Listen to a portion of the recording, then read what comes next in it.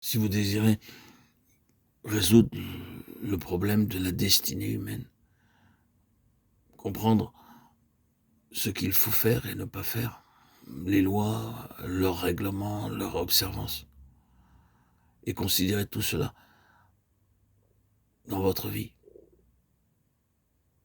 instituer même ces principes, en faire des applications, les suivre à la lettre. Tous ces systèmes n'élèvent en rien l'homme. L'unique réponse pour résoudre ce problème de la destinée humaine, de mettre un sens à la vie de l'homme, la réponse à tous les maux est le Seigneur. Et cette réponse du Seigneur est beaucoup plus simple que celle de suivre des règles moraux, des codes, des observances qui exténuent et épuisent l'homme.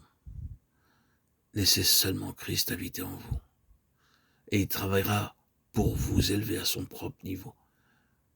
La morale, les bonnes choses qu'il faut faire et ne pas faire, s'installera en vous par les qualités que le Seigneur vous enseignera en lui laissant de la place. Laissez-le s'installer en vous. Renoncez à votre volonté propre, à vos désirs, à vos aspirations mondaines, à tout ce qui est de ce monde. Mettez plus de place dans vos cœurs. Laissez entrer le ciel, la lumière de Christ.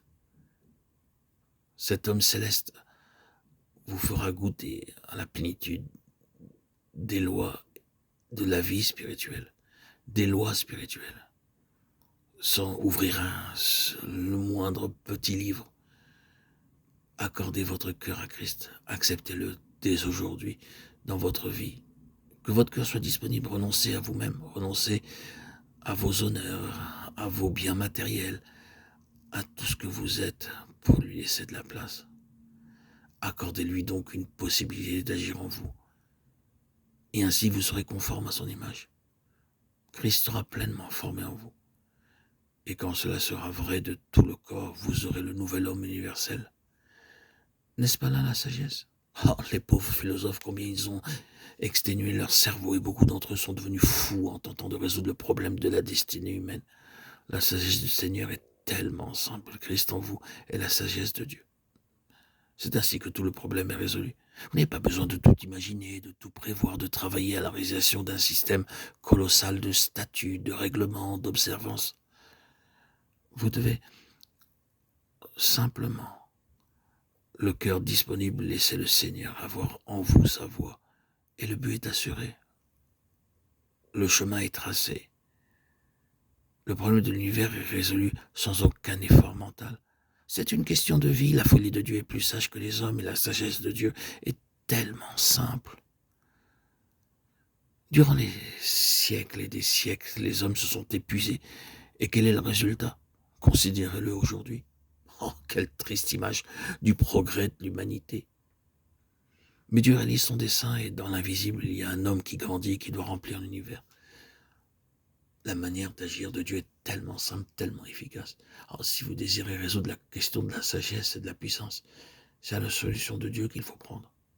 La sagesse se résume en la question du comment, puis cela devient une question de capacité quand vous connaissez le comment. Christ en nous est à la fois le comment et la capacité. Oh, tout ceci est bien davantage, la parole est pleine de ces choses et nous n'épuiserons jamais tout cela. Le sujet est si profond, si immense.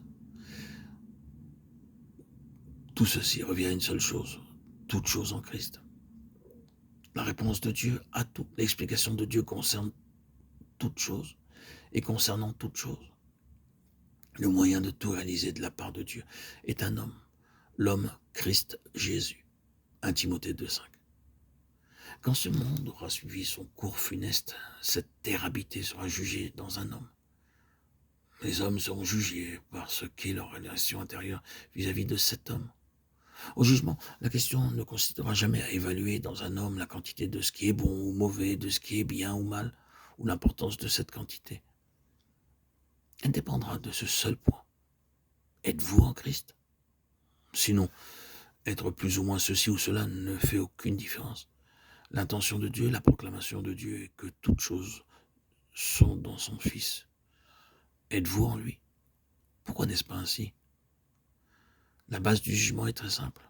Elle est tout entière rassemblée dans un homme. Et que représente pour nous ce qui se trouve en cet homme de Dieu?